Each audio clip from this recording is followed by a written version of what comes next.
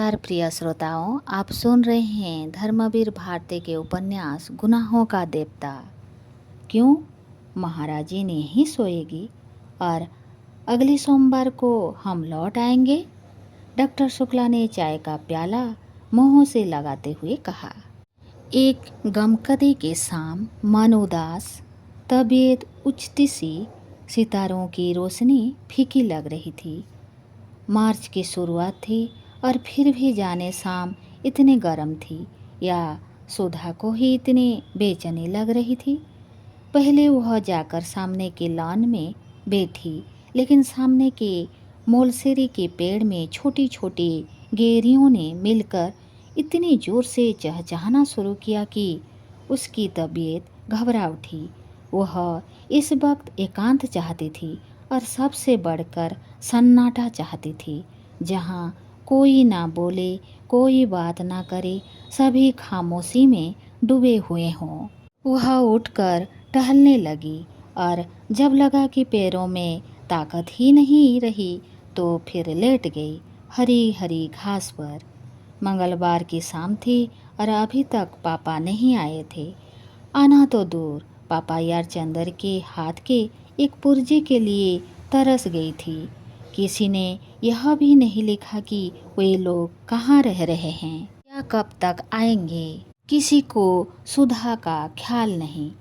शनिवार या इतवार को तो वह हर रोज खाना खाते वक्त रोई। चाय पीना तो उसने उसी दिन से छोड़ दिया था और सोमवार को सुबह पापा नहीं आए तो वह इतना फुट फुट कर रोई कि महाराजन की सेंकती हुई रोटी छोड़कर चूल्हे की आंच निकालकर सुधा को समझाने आना पड़ा। और सुधा की रुलाई देखकर तो महाराजन के हाथ पांव ढीले हो गए थे। उसकी सारी डांट हवा हो गई थी और वह सुधा का मुंह ही मुंह देखती थी। कल से कॉलेज भी नहीं गई थी और दोनों दिन इंतजार करती रही कि कहीं दोपहर को पापा ना आ जाएं।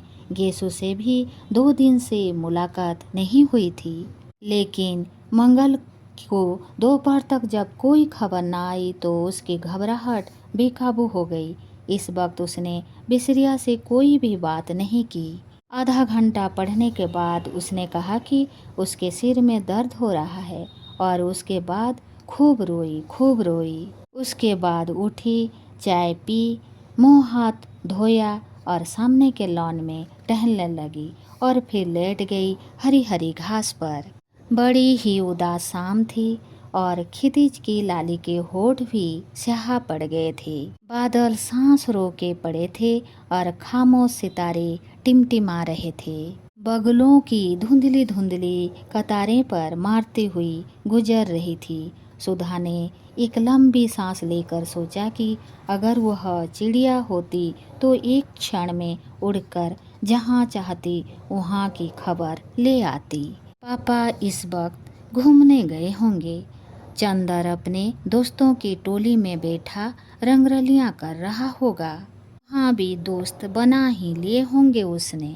बड़ा बातूनी है चंदर और बड़ा मीठे स्वभाव का। तो किसी से सुधा ने उसकी बुराई नहीं सुनी। सभी उसको प्यार करते थे, यहाँ तक कि महाराजिन, जो सुधा को हमेशा डांटती रहती थी, चंदर का हमेशा पक्ष लेती थी और सुधा हर एक से पूछ लेती थी कि चंदर के बारे में उसकी क्या राय है। लेकिन सब लोग जितनी चंदर की तारीफ करते वह उतना अच्छा उसे नहीं समझती थी। आदमी की परख तब होती है जब दिन रात बरते। चंदर उसका ऊन कभी लाकर नहीं देता था। बादामी रंग का मंगाओ तो केसरिया रंग का ला देता था। इतने नक्शे बनाता रहता था और सुधा ने हमेशा उससे कहा कि मेजपोश की कोई डिजाइन बना दो तो उसने कभी नहीं बनाई। एक बार सुधा ने बहुत अच्छी बायल कानपुर से मंगवाई थी और चंदन ने कहा, लाओ, यह बहुत अच्छी है और इस पर हम किनारे की डिजाइन बना देंगे। और उसके बाद उसने उसमें तमाम पान जैसा जाने क्या बना दिया। और जब सुधा ने पूछा यह क्या है तो बोला लंका का नक्शा है। जब सुधा बिगड़ी तो बोला लड़कियों के हृदय में रावण से मेघनाथ तक करोड़ों राक्षसों का वास होता है। इसीलिए उनकी पोशाक में लंका का नक्शा ज्यादा सुशोभित होता है। मारे गुस्से के सुधा ने वह धोती अपनी मालिन को दे डाली थी। यह सब बातें तो किसी को मालूम नहीं। उनके सामने तो जरा सा कपूर साहब हंस दिए, चार मजाक की बात कर दी, छोटे मोटे उनके काम कर दिए, मीठी बातें कर ली और सब समझे कपूर साहब तो बिल्कुल गुलाब से फूल हैं। लेकिन कपूर साहब एक तीखे कांटे हैं जो दिन रात सुधा के मन में चुभते रहते हैं। यह तो दुनिया को नहीं मालूम। दुनिया क्या जाने कि सुधा कितनी परेशान रहती है चंदर की आदतों से। अगर दुनिया को मालूम हो जाए तो कोई चंदर की जरा सी भी तारीफ ना करे, सब सुधा को ही ज़्यादा अच्छा कहें। लेकिन सुधा कभी किसी से कुछ नहीं कहती, मगर आज उसका मन हो रहा था कि किसी से चंदर की जी भर कर बुराई कर ले तो उसका मन हल्का हो जाए। चलो बिटिया रानी, तई खाए लो, फिर भीतर लेटो। अब हिन लेटे का बखत नहीं आया। सहसा महाराजिन ने आकर सुधा की स्वप्न श्रृंखला तोड़ते हुए कहा, अब हम नहीं खाएंगे, भूख नहीं। सुधा ने अपने सुनहले सपनों ही में डूबी हुई बेहोश आवाज में जवाब दिया, ख्या ले बिटिया, ख्या पिए छोड़े से कसस काम चली, आओ उठो। महाराजिन ने बड़े दुलार से कहा। सुधा पीछा छूटने की कोई आशा न देखकर उठ गई और चल दी खाने।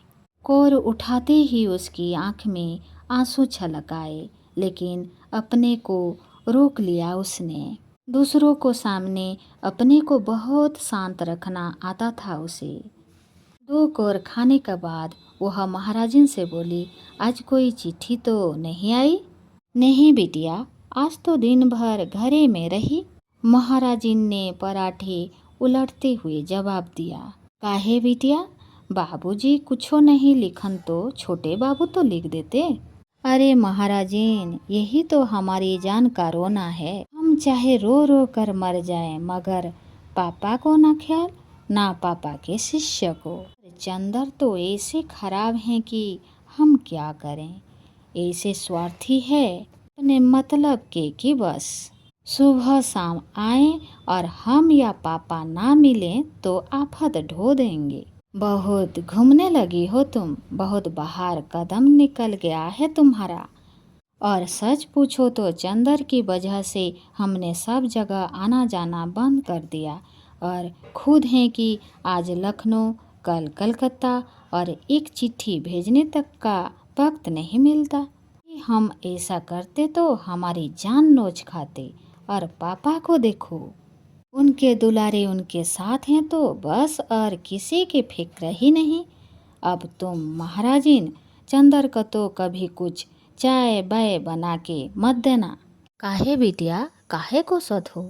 कैसा चांद से तो है छोटू बाबू, और कैसा हंस के बातें करता है। माई का जाने कैसे हिसाब पड़ा है कि उन्हें अलग है देश। बेचारा होटल में जाने कैसे रोटी खात हुई। उन्हें हियई बुलैले तो अपने हाथ के खिला के दुई, महीना में मोटा के दुई। हमें तो से ज्यादा उसकी ममता लगत है।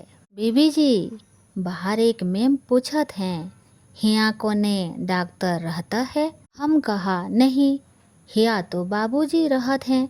तो कहत है नहीं, यही मकान आए। मालिन ने सहसा आकर बहुत स्वतंत्र स्वरों में कहा, बैठाओ उन्हें, हम आते हैं। सुधा ने कहा और जल्दी जल्दी खाना शुरू किया और जल्दी जल्दी खत्म कर दिया। बाहर जाकर उसने देखा तो नीलकांटे के झाड़ से टिकी हुई एक बाईसाइकिल रखी थी और एक ईसाई लड़की लान पर टहल रही है। होगी करीब 24-25 बरस की, लेकिन बहुत अच्छी लग रही थी। कहिए, आप किसे पूछ रही हैं? सुधा ने अंग्रेजी में पूछा। मैं डॉक्टर शुक्ला से मिलने आई हूँ, उसने शुद्ध हिंदुस्तानी में कहा। वे तो बाहर गए हैं और कब आएंगे कुछ पता नहीं। कोई खास काम है आपको? सुधा ने पूछा। नहीं, यूं ही मिलने आ गई। आप उनकी लड़की हैं? उसने साइकिल उठाते हुए कहा। जी हाँ, लेकिन अपना नाम तो बताती जाइए। मेरा नाम कोई महत्वपूर्ण नहीं है, मैं उनसे मिल लूँगी। और हाँ, आप उसे जानते हैं, मिस्टर कपूर को? आहा, आप पमी हैं, मिस डिक्रूज। सुधा को एकदम ख्याल आ गया। आइए आइए, हम आपको ऐसे नहीं जाने देंगे। चलिए बैठिए। सुधा ने बड़ी बेतकल्लुफी से उसकी साइकिल पकड़ ली। अच्छा अच्छा चलो, कहकर पम्मी जाकर ड्राइंग रूम में बैठ गई। मिस्टर कपूर रहते कहाँ हैं? पम्मी ने बैठने से पहले पूछा। रहते तो वो चौक में हैं, लेकिन आजकल तो वे भी पापा के साथ बाहर गए हैं। वे तो एक दिन आपकी बहुत तारीफ कर रहे थे, बहुत तारीफ। इतनी तारीफ किसी लड़की की करते तो हमने सुना नहीं। सचमुच? पम्मी का चेहरा लाल हो गया। वह बहुत अच्छे हैं, बहुत अच्छे हैं। थोड़ी देर पम्मी चुप रही, फिर बोली, क्या बताया था उन्होंने हमारे बारे में? ओ तमाम। एक दिन शाम को तो हम लोग आप ही के बारे में बातें करते रहे, आपके भाई के बारे में बताते रहे, आपके काम के बारे में बताया कि कितनी तेज टाइप करती हैं। फिर आपके रुचि के बारे में बताया कि आपको साहित्य से बहुत शौक नहीं है और आप शादी से बेहद नफरत करती हैं। आप ज़्यादा मिलते जुलते नहीं, बाहर आती जाती नहीं। और मिस्टर क्रूज ना, आप पम्मी कहिए मुझे। हाँ तो मिस पम्मी, शायद इसीलिए आप उसे इतनी अच्छी लगी कि आप कहीं आती जाती नहीं। वह लड़कियों का आना जाना और आज़ादी बहुत नापसंद करता है। सुधा बोली। नहीं, वह ठीक सोचता है, पम्मी बोली। मैं शादी और तलाक के बाद इसी नतीजे पर पहुंची हूँ कि 14 बरस से 24 बरस तक लड़कियों को बहुत शासन में रखना चाहिए, पम्मी ने गंभीरता से कहा। एक ईसाई मैम के मुंह से यह बात सुनकर सुधा दंग रह गई। क्यों? उसने पूछा। इसीलिए कि इस उम्र में लड़कियां बहुत नादान होती हैं और जो कोई भी चार मीठी बातें करता है तो लड़कियां समझती हैं कि इससे ज़्यादा प्यार उन्हें कोई नहीं करता।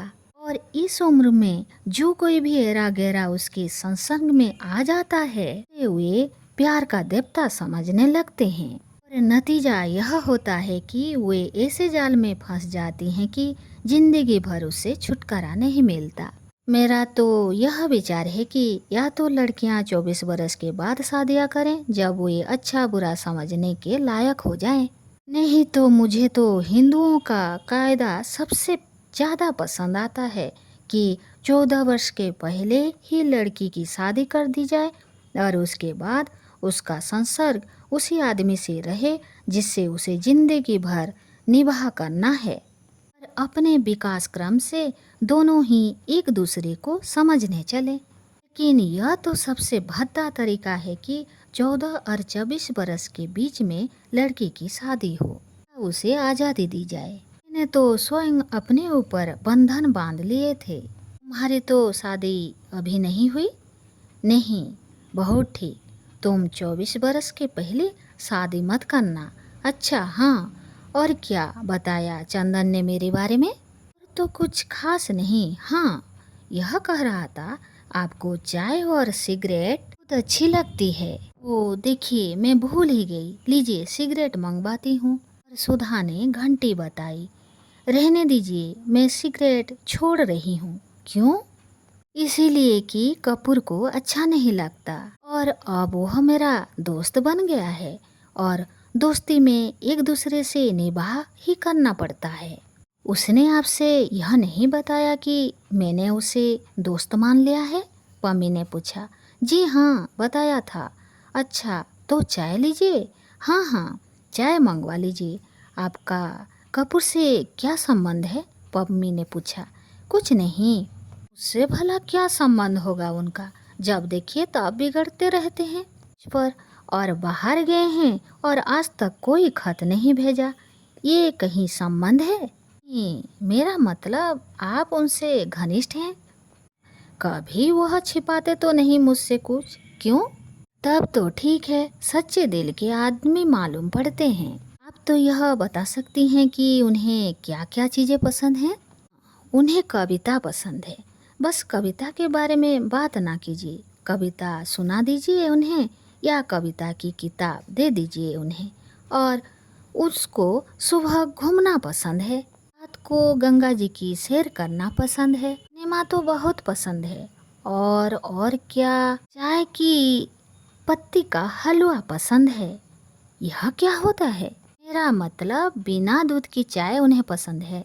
अच्छा अच्छा, देखिए, आप सोचेंगे कि मैं इस तरह से मिस्टर कपूर के बारे में पूछ रही हूँ जैसे मैं कोई जासूस हूँ। लेकिन असल बात मैं आपको बता दूँ, मैं पिछले 2-3 साल से अकेली रहती रही, किसी से मिलती जुलती नहीं थी।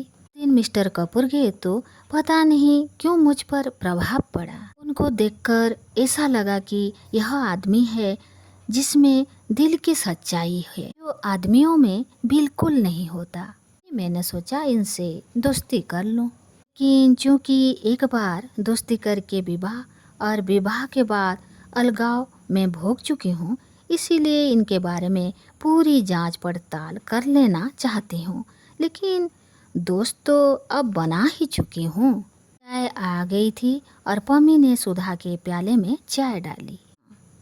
मैं तो अभी खाना खा चुकी हूँ, सुधा बोली। पम्मी ने 2-3 चुस्कियों के बाद कहा, आपके बारे में चंदन ने मुझसे कहा था।